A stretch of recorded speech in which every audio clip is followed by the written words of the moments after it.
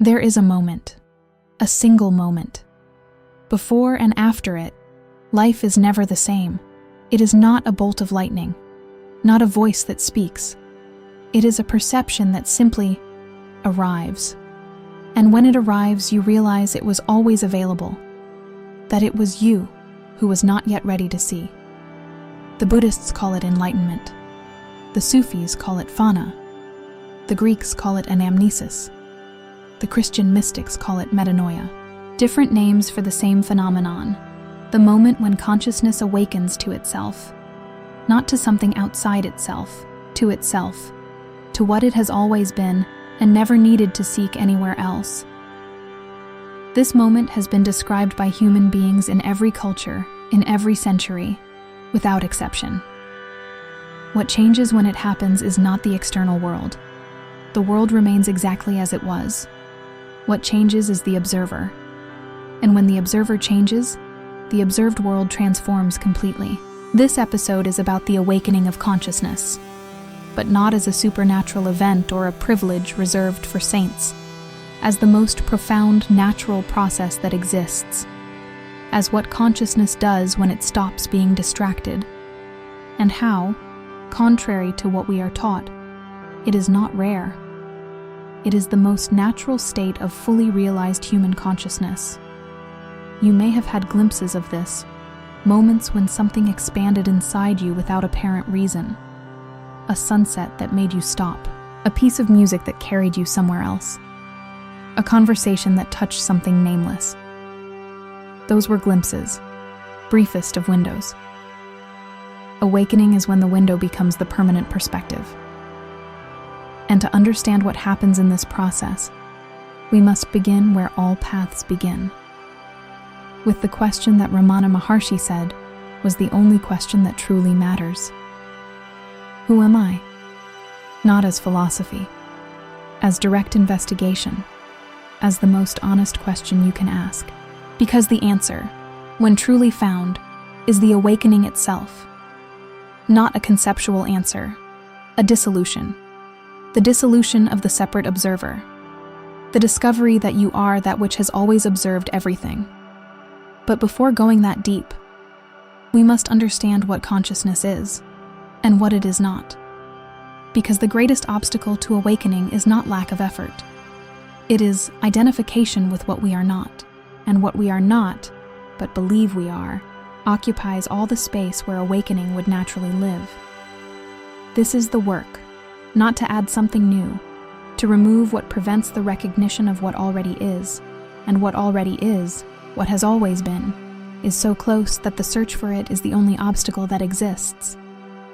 The wisdom traditions of the entire world describe awakening in different but structurally identical ways. The Indian Upanishads describe Brahman, pure consciousness, as the substance of everything that exists. Tat tvam asi. Thou art that, not a moral instruction, an ontological description of your true nature. Advaita Vedanta says the separation between the individual self and the universal self is the only illusion that exists. Not that the individual does not exist, that it is not only what it thinks it is. There is more, much more. Zen Buddhism uses the koan to push the rational mind to its limit and beyond it.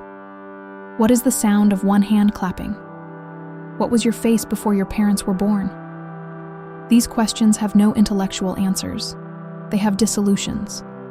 The mind that answers them is not the one that asks them. The Sufism of Rumi describes awakening as the beloved, finding the beloved, consciousness recognizing itself. The soul that seeks God, says Rumi, does not know that God is the very seeker disguised as the seeking. The Christian mysticism of Meister Eckhart describes the ground of the soul, the point where the human and the divine are identical, not as blasphemy, as the most rigorous reading of I and the Father are one from John 10:30. Jewish Kabbalists describe Ein Sof, the infinite, as the foundation of reality from which everything emerges. And the human being, according to Kabbalah, is the only being capable of consciously realizing this identity with Ein Sof. Taoism describes the Tao, which cannot be named, as the source of everything that can be named. One who knows the Tao does not speak. One who speaks does not know. Knowledge is silent. Consciousness, mute. The indigenous peoples of North America describe the Great Spirit, not as a separate being, but as the fabric of existence. The Australian Aborigines speak of the Dreamtime, the eternal substrate from which the manifest world emerges at every moment. These are not poetic metaphors of primitive peoples. They are precise descriptions of verifiable states of consciousness. Verifiable because they can be experienced directly, and because those who experience them describe the same thing. Not approximately the same thing. The same thing with disturbing precision, independent of culture or era. This is not coincidence. It is evidence that they are describing something real, an objective state of human consciousness. William James, the father of American psychology, studied these experiences in 1902 in The Varieties of Religious Experience. He identified 4 universal characteristics: ineffability, noetic quality, transience, and passivity. Ineffable. It cannot be completely described in words. Noetic. It conveys genuine knowledge. Always. Passive. It cannot be forced. It can be prepared, cultivated, invited, but not controlled by the ego. Abraham Maslow described peak experiences, moments of extraordinary expansion of perception and being. Maslow discovered that these experiences were far more common than previously thought, and permanently transformative. Those who had them once rarely returned to exactly the same point. Something had changed, irreversibly. Neuroscientist Andrew Newberg mapped the brain during profound mystical experiences. The results were surprising.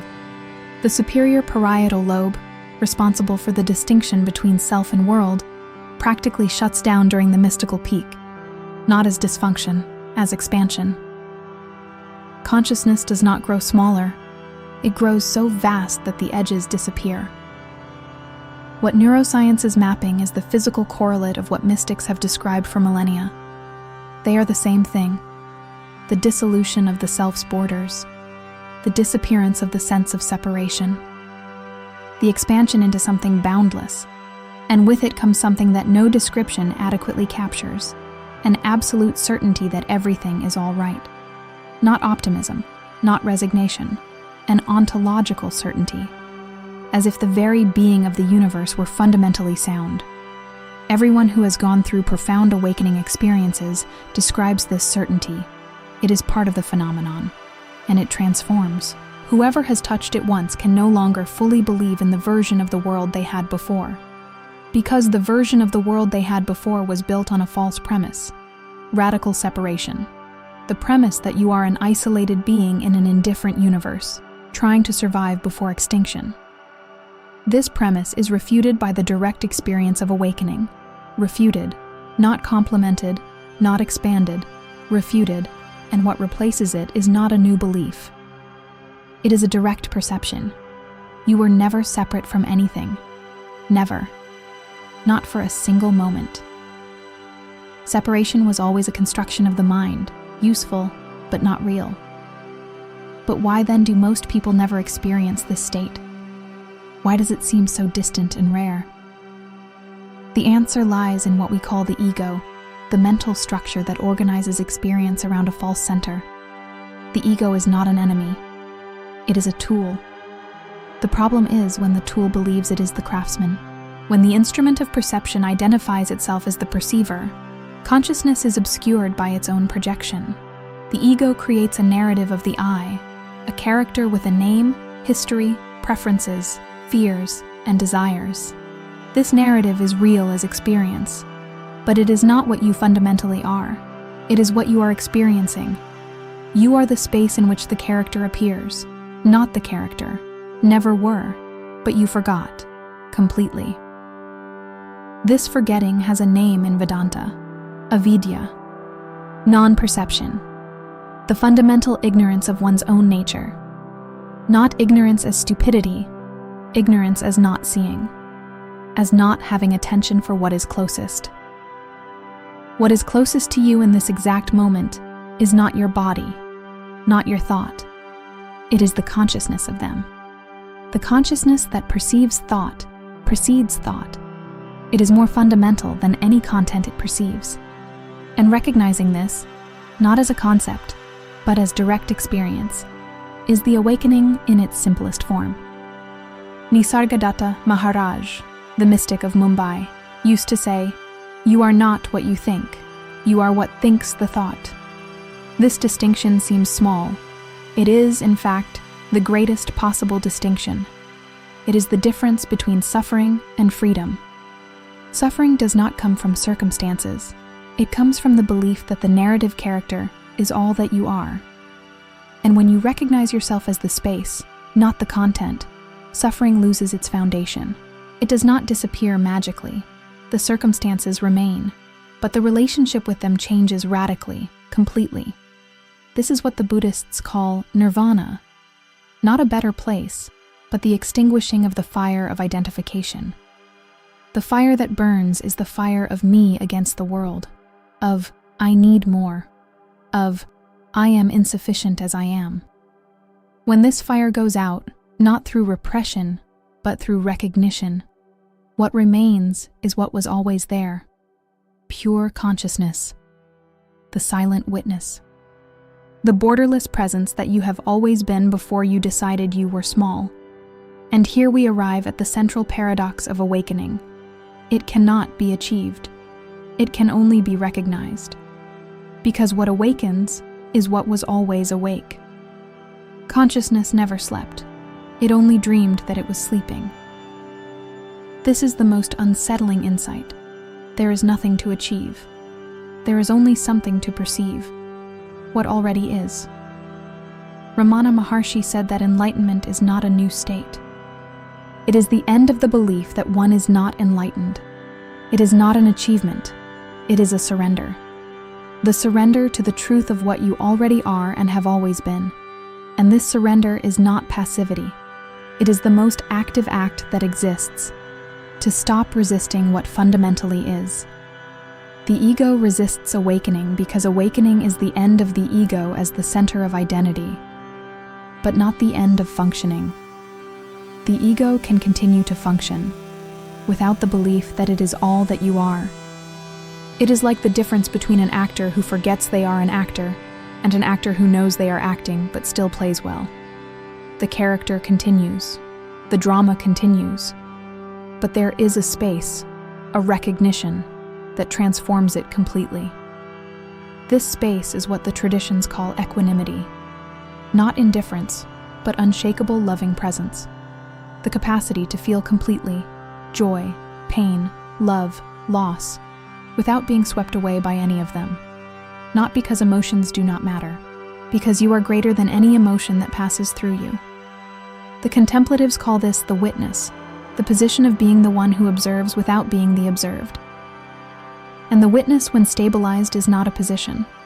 It is the recognition of the nature of consciousness itself. There is a distinction that few teach between expansion experiences and genuine awakening.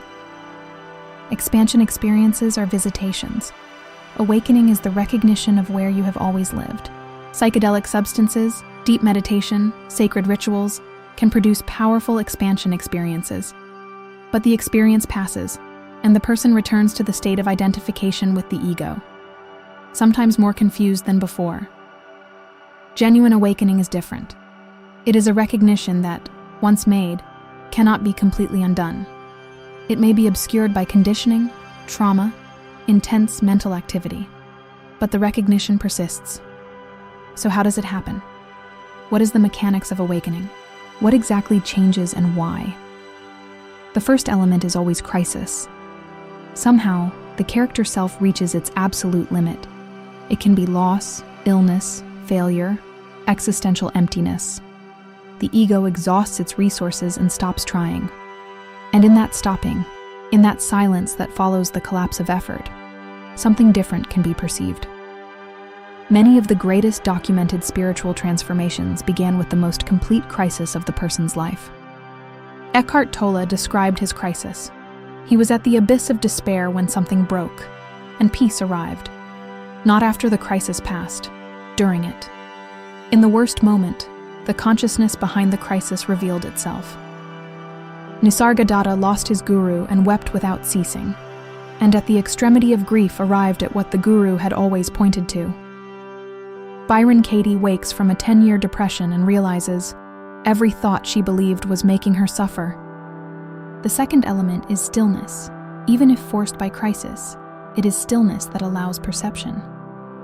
A mind in perpetual motion cannot perceive what lies behind the motion.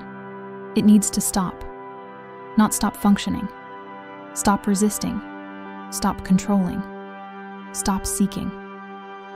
As simple as that. As radical as that. The third element is attention, turned back upon itself. Consciousness perceiving itself. Not thinking about consciousness. Being the consciousness that is conscious of itself.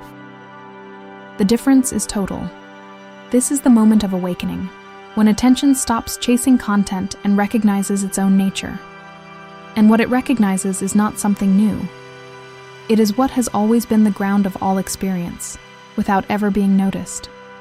Silent, vast, absolutely present, without beginning, without end, without inside, without outside, without here, without there, and recognizably yours, recognizably what you are, not what you have, what you fundamentally are. The fourth element is integration, the slow process of recognition permeating every aspect of life. Awakening is not the end of the journey, it is the beginning of a different journey, the journey of living from recognition. Old patterns still arise, conditionings still appear, but the relationship with them changes fundamentally. They no longer define, they no longer imprison. They are waves in an ocean that knows it is the ocean, not merely a wave. Compassion grows naturally, because when separation dissolves, the suffering of the other is felt as close, not as moral duty, as the natural consequence of the expansion of identity beyond the borders of the separate self. The love that emerges from awakening is not sentimental. It is structural. It is the nature of consciousness without borders. How does this apply to daily life in 2026? Far more immediately than any spiritual technique. We live in an era of unprecedented distraction. The phone, the news, the constant noise. These are the antidote to awakening, not by malicious design, by design of attention capture. And attention is precisely what awakening needs. The technology industry has more resources to hijack your attention than you have to maintain it. This is not conspiracy theory. It is the documented business model of all the largest digital platforms. The practice of awakening in 2026 therefore begins with a radical decision to reclaim ownership of your own attention, not forever, not as asceticism, but as a deliberate practice of returning to what is closest. Because what is closest, the consciousness that perceives all of this, is the shortest path to awakening. Meditation does not create awakening. It removes what obscures it. The distinction is crucial. You do not meditate to become enlightened. You meditate to perceive that you have always been what the enlightened describe. The question, "Who observes this thought?" asked with genuine curiosity, is one of the most direct tools. Do not expect a conceptual answer. Expect the silence that precedes any answer. That silence is the answer. Full presence in any ordinary activity is also a path. Washing the dishes in complete presence, not with effort, with gentleness, with the quality of attention that does not divide, does not judge, does not want things to be different. Nature is one of the most powerful portals, because it does nothing to keep your attention hijacked. It simply is. And in contact with what simply is, something in you remembers how to simply be. Genuine love, not possessive love, but love that wants nothing in return, also dissolves the borders of the ego. Moments of extreme beauty, moments of immediate danger, moments of transcendent art, all suspend the ego, because in all of them, the present imposes itself so completely that no space remains for mental commentary. The goal is not to accumulate more of these moments. It is to perceive what they all have in common: borderless presence, and to recognize that this presence does not belong to special moments. It is the substrate of every moment, even in moments of suffering, of boredom, of confusion. The consciousness that perceives them is intact and vast. This is the discovery. There is no moment in which you are not what you seek. The seeker and the sought are the same. Awakening is not for the chosen. It is not the reward of whoever tried hardest. It is the nature of consciousness. And you, reading or hearing this now, are already what you seek. The question is only, do you recognize it? Not as belief, as direct experience. Belief is just another object in consciousness, not consciousness itself. The consciousness that you are needs no belief. It simply is, always is, everywhere, at every moment. Before the thought that confirms this, it is already there. After the thought that doubts, it is still there. This is the only fact that cannot be questioned, that there is consciousness. The questioner is the proof of what is questioned. Descartes said, "I think, therefore I am." The tradition of awakening says, "I am, therefore thought is possible." Existence precedes thought. Consciousness precedes content. Being precedes doing and having. And this consciousness, which you already are, has a quality that the sages consistently describe. It is luminous, it is vast, it is fundamentally peaceful, and it is, in its nature, love. Not love as a feeling that comes and goes. Love as the fundamental fabric of what consciousness is when it is whole. This is what you are about to recognize, not when you finish seeking, but when you stop fleeing. Because the search for awakening is, many times, the last form of flight from the awakening that is already present.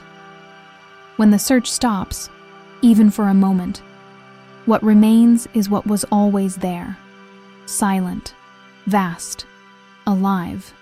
This is awakening, not a future event, not a distant achievement, the perception of what is, now. And when everything changes, as promised at the beginning of this episode, it is not the world that changes. It is the gaze, and a different gaze changes everything.